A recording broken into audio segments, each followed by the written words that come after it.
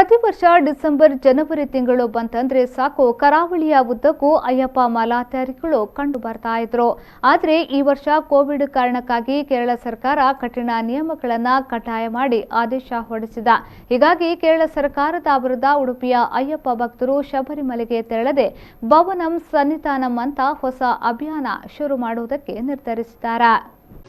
ಕೃಷ್ಣನೂರು ಉಡುಪಿ ಜಿಲ್ಲೆಯಿಂದ ಪ್ರತಿ ವರ್ಷ 70,000ಕ್ಕಿಂತಲೂ ಹೆಚ್ಚು ಮಂದಿ ಕೇರಳದ ಶಬರಿಮಲೆಗೆ ಧಾರ್ಮಿಕ ಯಾತ್ರೆ ಮಾಡುತ್ತಾರೆ. ಜನವರಿ ತಿಂಗಳಲ್ಲಿ ಮಕರ ಸಂಕ್ರಾಂತಿಯ ಜ್ಯೋತಿ ದರ್ಶನಕ್ಕೆ 40,000ಕ್ಕಿಂತಲೂ ಹೆಚ್ಚು ಭಕ್ತರು ತೆರಳುತ್ತಾರೆ. ವಿಶ್ವದಾದ್ಯಂತ ವ್ಯಾಪಿಸಿರುವ ಕೋವಿಡ್ ಮಹಾಮಾರಿ ರೋಗದಿಂದ ಈ ಬಾರಿ ಶಬರಿಮಲೆ ಪ್ರವೇಶ ಕಷ್ಟಕರವಾಗಿದೆ. ಕೇರಳ ಸರ್ಕಾರ ಲೆಕ್ಕಕ್ಕಿಂತ ಹೆಚ್ಚು ನಿಯಮಾವಳಿಗಳನ್ನು ವಿಧಿಸಿದೆ. ಕರ್ನಾಟಕದಿಂದ ತೆರಳುವ ಭಕ್ತರು ಕೋವಿಡ್ ಟೆಸ್ಟ್ ಮಾಡಿರಬೇಕು. ನೀಲಕಲ್ ಎಂಬ ಇನ್ನೊಂದು ಕೋವಿಡ್ ಟೆಸ್ಟ್ ಮಾಡಿಸಬೇಕು. ಪಂಪಾ ನದಿ ತೀರದಲ್ಲಿ ಮತ್ತೊಂದು ಬಾರಿ ಟೆಸ್ಟ್ ಮಾಡಿಸಬೇಕು ಎಂದಿದೆ. ಈ ದುಬಾರಿ ನಿಯಮ ಉಡುಪಿಯ ಅಯ್ಯಪ್ಪ ಭಕ್ತರನ್ನ ಕೆರಳಿಸಿದೆ.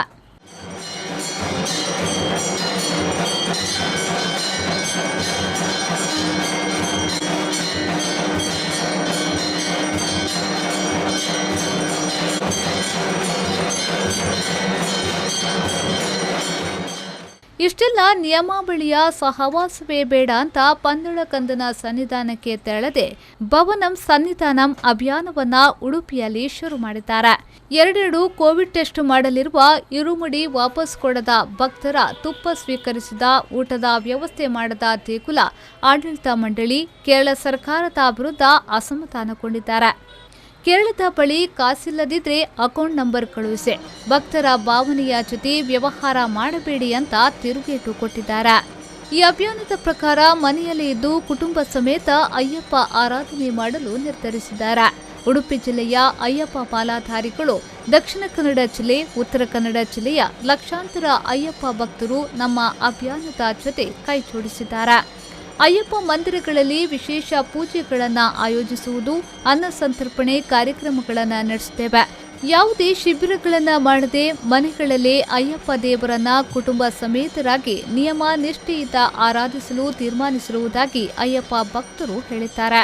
ಭವನಂ ಸನ್ನಿಧಾನಂಗೆ ಕರೆ ದೃಷ್ಟಿಯಿಂದ ನಾವು ಈ ವರ್ಷ ಯಾವುದೇ ಕಾರಣಕ್ಕೂ ನಾವು ಶಬರಿಮಲೆಗೆ ಹೋಗದೆ ನಮ್ಮ ಮನೆಯಲ್ಲಿ ವ್ರತ ಮಾಡಿ ಆಚರಣೆಗೊಂಡು ಅಯ್ಯಪ್ಪನ ಪೂಜೆ ಮಾಡಬೇಕಂತ ನಾವು ಕರೆ ಕೊಟ್ಟಿದ್ದೇವೆ. ಒಂದು ಎರಡನೇದಾಗಿ ನಾವು ಇಲ್ಲಿ ಶಬರಿಮಲೆಗೆ ಹೋಗಬೇಕಂತ ನಾವು ಇಲ್ಲಿ ಉಡುಪಿಯ ಡಿಸ್ಟಿಕ್ ಹಾಸ್ಪಿಟಲಿಂದ ನಾವೊಂದು ಕೋವಿಡ್ ಟೆಸ್ಟ್ ಮಾಡಿದರೂ ಕೂಡ ಅಲ್ಲಿ ಅವರು ನಮಗೆ ರಿಜೆಕ್ಟ್ ಮಾಡ್ತಾರೆ. ಯಾಕೆಂದರೆ ಸಾವಿರಾರು ಜನಕ್ಕೆ ಹೋಗುವ ಸಂದರ್ಭದಲ್ಲಿ ಒಂದು ಕೋವಿಡ್ ಟೆಸ್ಟಿಗೆ 650 ರೂಪಾಯಿ ಕೇರಳ ಸರ್ಕಾರ ತಗೊಂಡಿದ್ದಾರೆ. 100 ಕೋಟಿ ರೂಪಾಯಿ ಅವರಿಗೆ ಬರ್ತದೆ. ಆ ದೃಷ್ಟಿಯಿಂದ ನಮ್ಮ ಎಲ್ಲ ಇದು ರಿಜೆಕ್ಟ್ ಮಾಡಿ ನಮಗೆ ತುಂಬ ಸಮಸ್ಯೆಯನ್ನು ಉಂಟು ಮಾಡ್ತಾರೆ. ಹೌದೌದು, ಅಲ್ಲಿ ಇನ್ಕಮ್ ಅನ್ನು ಇಲ್ಲಿ ಅವರು ಮಾಡಿದ ಪ್ರಯತ್ನ ಮಾಡ್ತಿದ್ದಾರೆ ಅವರು. ಹೌದು, ಮನೆಯಲ್ಲಿ ಈ ವರ್ಷ ಆ ದೃಷ್ಟಿಯಿಂದ ನಾವು ಮನೆಯಲ್ಲೇ ಇದ್ದುಕೊಂಡು ವಿಶೇಷ ಪೂಜೆ ಮಾಡ್ತೇವೆ. ನೆಕ್ಸ್ಟಿಗೆ ಡಿಸೆಂಬರ್ 26ಕ್ಕೆ ನಾವು ಮಂಡಲ ಪೂಜೆ ಉಂಟು.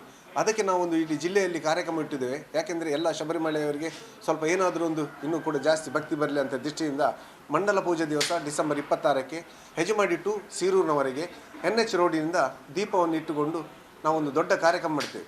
ಸುಮಾರು ಒಂದು 25,000 ಜನ ಕೂಡ ಅದಕ್ಕೆ ಭಾಗವಹಿಸ್ತಾರೆ. ಒಟ್ಟಿನಲ್ಲಿ ಪ್ರತಿ ವರ್ಷ ಯಾವುದೇ ಕಷ್ಟ ಬಂದರೂ ಶಬರಿಮಲೆಗೆ ತೆರಳುತ್ತಿದ್ದ ಭಕ್ತರಿಗೆ ನಿರಾಸೆಯಾಗಿದೆ. ಹೀಗಾಗಿ ಸ್ವಲ್ಪ ಮಟ್ಟಿಗಾದರೂ ನಿಯಮ ಸಡಿಲಿಕೆ ಮಾಡಬಹುದಿತ್ತು ಎನ್ನುವ ಮಾತು ಕೂಡ ಕೇಳಿ ಬರುತ್ತಿದೆ.